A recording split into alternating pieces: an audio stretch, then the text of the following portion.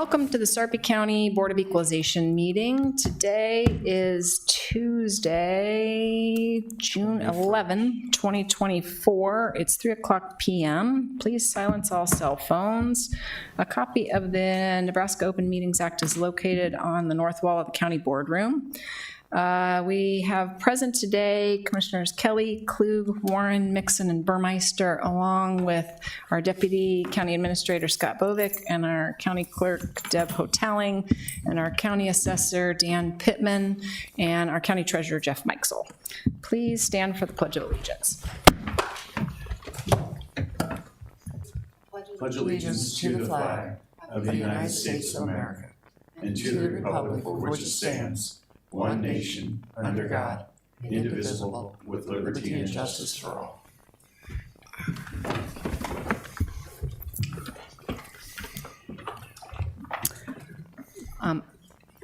Item number 4.1 are the minutes from June 4, 2024.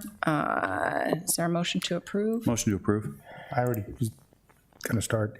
Who did it show? I have, you've moved it, Jim. Okay, yeah. Do you want not to move it? Yeah, that's fine. Yeah, motion approved. I'll second. Thank you. Motion to approve by Commissioner Warren, second by Commissioner Klug. Any discussion? Please vote. Ayes 4, abstained, Burmeister. Item 5.2 or 4.2 is tax corrections 17424 to 17426. Dan Pittman, County Assessor. Good afternoon. This is one taxpayer who contacted us in May and had a concern about the value of his property or the square footage. We sent appraisers out there to look at that, and they measured it back up and found that there was a discrepancy. So you can get a credit for 3 years back. So he asked for getting a refund for 3 years back, and this is what you're voting on today. And then next week you'll see him because. Or not him, but you'll see his paperwork come through because there will be a change in valuation notice for his 2024 value. So that'll be corrected. So this one today is just to correct the past. The one next week will be to correct the future. Any questions for Dan? Yeah, the only comment I had, and I think you just answered it, is the present one for 2024, because obviously as of January 1, he had a value that was based on the old square footage. Yes. So the next correction we're going to get next week is going to take care of that. He doesn't have to go through. He doesn't have to go through any other process, right? He actually filed a protest, which is okay. It's good it's there. He can always pull it later if he doesn't want it. But once he gets his change of valuation notice, he can protest that new value. So even though we lowered it, if he doesn't agree with that, he still has a right to protest, and that's probably what he'll do if he disagrees. Right, but my question is just solely based on what you corrected. Once you correct it, these are for the past 3 years. The next one will be for 2024, the current year. It will. Right. And taxpayer doesn't need to do anything more. It's all going to be corrected unless he wants to file something else. That's correct. Okay, that's what I needed. Thank you. Appreciate it. Motion to approve. Second. Motion to approve by Commissioner Klug, second by Commissioner Mixon. Any discussion? Please vote. Ayes 5, nays none, motion carries. All agenda items having been addressed as published, the Board of Equalization is adjourned. We'll reset for the Board of Commissioners.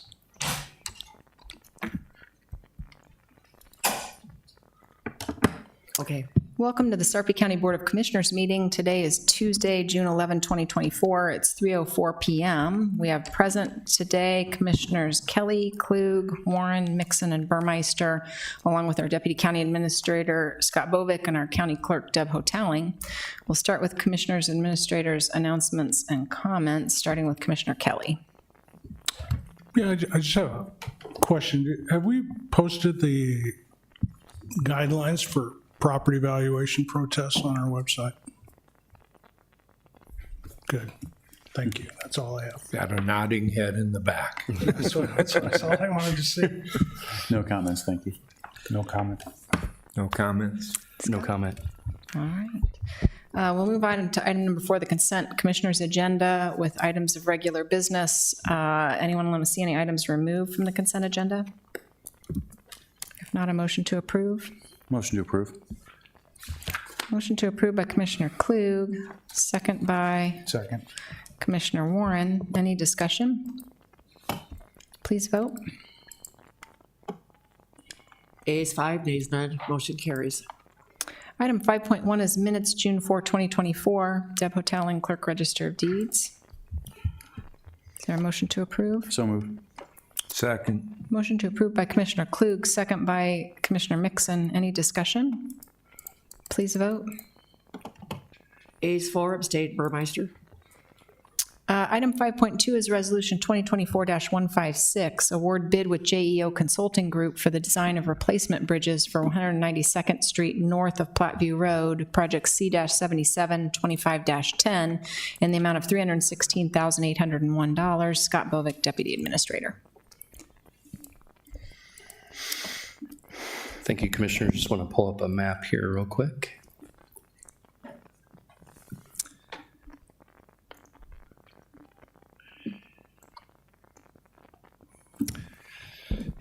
This is an agreement with JO Consulting Group. They're a firm that we've worked with on many projects in the past. This is to replace Bridge 172 and 173. That's 192nd Street, just north of Platteview Road. You can see right to the west of there, there's some industrial development that was put in place in developing before the sewer agency came online. So those folks work closely with the sewer agency to be able to continue their development and set aside the necessary property and easements for future development. These two bridges are ranked, I think are ranked 6th and 7th in terms of the highest priority to address, and they're starting to get a little bit more traffic with the development in the area.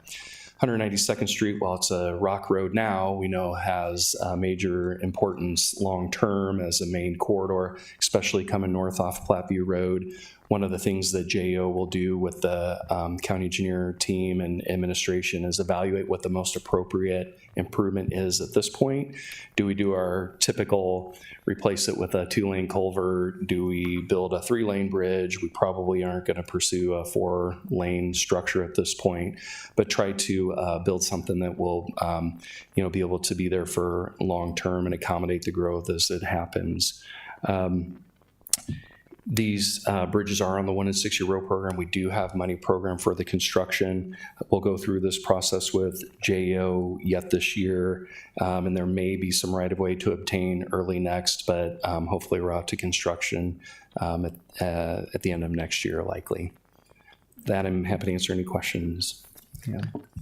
Just out of curiosity, sorry, I didn't think of this when we talked earlier, but will this be an actual bridge? Will it be a box culvert type thing or something that can be easily expanded in the future? Yeah, and I don't know whether it'll be a bridge or a box culvert or what it will be, but that'll be something that that the engineering firm and the engineer's office will have to look at along with coordinating with Gretna. What is that best approach? Again, if this was a rural bridge the traffic wasn't going to increase on, we would replace this bridge with just a box culvert, and that would be there for the next 50 years. But we want to plan for that growth and do the right thing. So the fee includes some of that analysis to make that appropriate selection. But I'd have to let the engineers talk through that with you. Appreciate it. Motion to approve. Did this go out to bid? Yes, we did go out to proposals. We received 5 proposals, and the county engineers team and administration, we looked through those and selected who we thought was the most qualified firm. Is this the lowest one? You know, when we do those requests for qualifications, we don't actually do it as a monetary bid. It's more based on qualifications. We have an idea of what the cost should be, and then we start negotiations. And if we find that firm is not in line with what we expect, then we have the right to go to the next firm. But with JEO, I think they have a good understanding of what this project takes. So what was our understanding of what the bid should be? You know, this was right in the ballpark. I think a 10, 8 to 12% is a typical design fee. This one is might be a little bit more than that, just because we want them to do some different analysis of the different types of structures. But their fees right in the ballpark with where we expected. Okay, and so I'm going to ask, what was the lowest bid and what was the highest bid? So when they submit proposals, we don't ask for a cost. We just ask for qualifications, and then, Okay. yes, and then we I negotiate understand. based on Okay. scope. Okay, And we do know their fee structure, and there's some firms that are smaller that have lower fees, and bigger firms have higher fees, but we want them to have the appropriate team, the appropriate scope, and then we negotiate that price. well, and the reason I'm asking, because I'm with Commissioner Warren on this, obviously, this is a very important stretch of road, and if we're going to be paying that kind of money, we should get some pretty good options of what, because we got to build this for the future, not just to replace it, so, okay, thank you. And I would say, JO is a kind of a mid-sized firm, so they have more ability to do that than some of the smaller firms that probably proposed. And so I think we're really comfortable with them in the proposed fee. Okay, thank you. Can you go back to the map? So where would the OPPD power plant be on this map? Oh, OPPD. Yeah, where's the new natural gas plant? So we're at 192nd and Platteview. They would be east of 168th and Platteview. So 168th. several miles to the east. Okay. Yeah, this is, if we zoomed out here, you would almost, another, right over here is Gretna Logistics and all that development that's occurring on Right. 204th and Platteview. So very close to Gretna's city limits in ETJ area. So that industrial site's platted, but there's nothing out there right now but dirt? What was that? Sorry. The industrial site on the map there it's platted already for industrial use, Yeah. but there's nothing out there currently but dirt, right? Nebraska Hydroseed's business is in the lower center. Lower bottom there? Yeah. And who owns that development? The development has been done by McCune Development, and I don't know if they own the remainder of those properties, but they had to work closely with the sewer agency in the city of Gretna on being able to put this forward. It actually had been platted before the agency really had its boundaries, and so if you look at their plat, you can see how much of that creek bed has been set aside. That's so that a future sewer line can go through that easement. And then I believe they paid the sewer agency fees to be able to exist there, at least for now, on septics. Okay. So like, when road improvements are done, do we still go to both sides of the road for contributions? Oh, yeah, they'll have to contribute to this. Lamper Nearson is the developer's engineer, and they're aware of that, and they understand that we're moving forward with this project. And we'll coordinate with them too, because, once one bridge is out, they'll have to kind of, navigate a different way. But yeah, they're aware that they have a contribution towards this project. So the next north-south road to the west is Highway 31, is that right? 204th Street, And then Highway 31, then Highway 31, yeah. which is what, a mile from 204th or 6 blocks? I think a mile. Mile. Yeah. Okay. All right, thanks. I'll second the motion. Motion to approve by Commissioner Warren, second by Commissioner Klug. Any further discussion? Please vote. Ayes 5, nays none, motion carries. All agenda items having been addressed as published, the Board of Commissioners is adjourned. We'll reset for the Board of Corrections.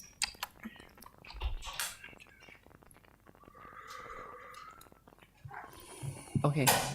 Welcome to Sarpy County Board of Corrections meeting. Today is Tuesday, June 11, 2024. It's 3:15 p.m. We have present today Commissioners Kelly, Klug, Warren, Mixon, and Burmeister, along with our Deputy Administrator Scott Bovick and our County Clerk Deb Hotaling. We'll start with item 3.1, minutes, May 21, 2024. Deb Hotaling, Clerk Register of Deeds. Is there a motion to approve? So moved. Second. Motion to approve by Commissioner Klug, second by Commissioner Kelly. Any discussion? Please vote.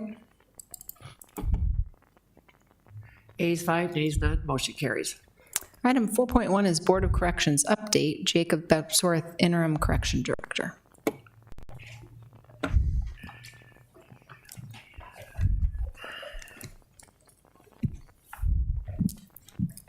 Good afternoon, Board.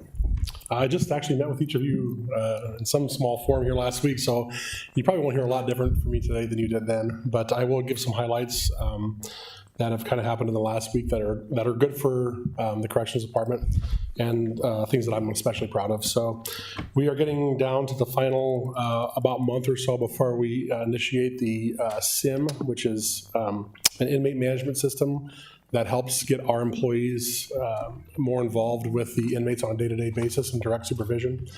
We did not have direct supervision, as you know, in the old facility, and now we do. And so we're learning how to do that and learning how to make the people that are inside in our custody more productive individuals when they eventually do get back out into the public, which they are going to do at some point because most of them are county inmates, and so they don't stay there for more than a year. Secondly, staffing, we are just finalizing 7 new applicants. And so we have a really, really strong class this time, which is really good, something that we really needed as we try to stay staffed in a much bigger facility. And so able to do that without any new FTEs this year, other than an admission specialist, which is especially important to our organization. So that's important for us. Met with the U.S. Marshals today to finalize. We did a tour of the facility, which they are required to do every 6 months when we are going to house their prisoners. No issues whatsoever. Everything is good. We are starting our PREA compliance next week as soon as we do that. And after the 1st of July, when the new budget cycle goes into effect, we will start ramping up to take the Marshals prisoners. We're going to start with 10. And then a couple months later, after that goes well, which I fully anticipate that it will, then we will continue to ramp that up to eventually getting to 40 inmates. From the U.S. Marshals. So other than that, just pulled the security report for this month.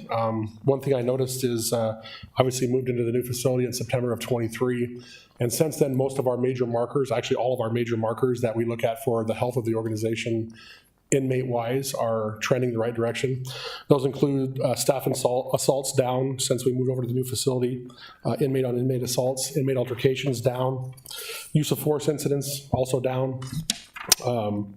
Disciplinary incidents are trending down month by month, which is good. So as we gain compliance, start to work the SIM system, we get less and less problems with the inmates, which means less disciplinary incidents. Our staff spends less time filling out paperwork and doing those kind of things, and so we have more time to actually run the facility. So a very good thing for that. A couple things of note, doing about 900 and right around 900 cell searches a month right now. So one of those things that we talk about when it talks about safety and security of the facility and not having recurring problems or major issues is those constant compliance checks. And so those are very consistent month to month. And we have a dedicated team actually doing that now. That wasn't done before. Before we were having the shifts do it when they had time. Now we have a specialty team that actually does some of that, and that's all they do. And so they're better at it. They do it more often, and they find more things. So, and then lastly, body scans. Obviously, last tour I showed you the body scan machine. We are employing that on every person that comes through the door. Have a great system working now with those dry cells to put somebody in there if we have any kind of suspicion. And so our compliance rates are very, very high. So. But that is all I have. If you have any questions. With the comment of finding things, are we finding less?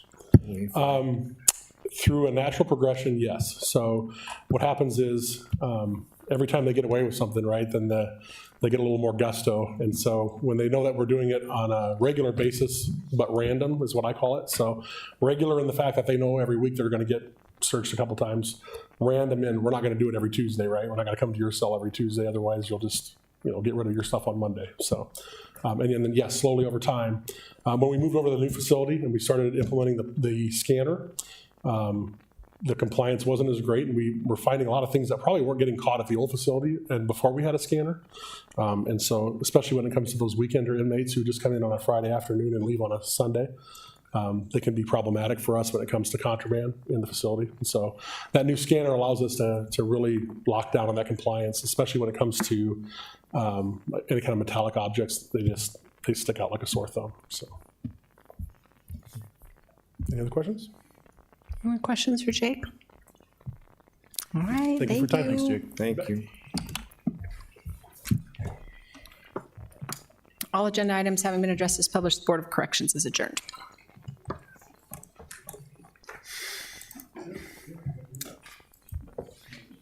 Hey, Ange, come here just a minute.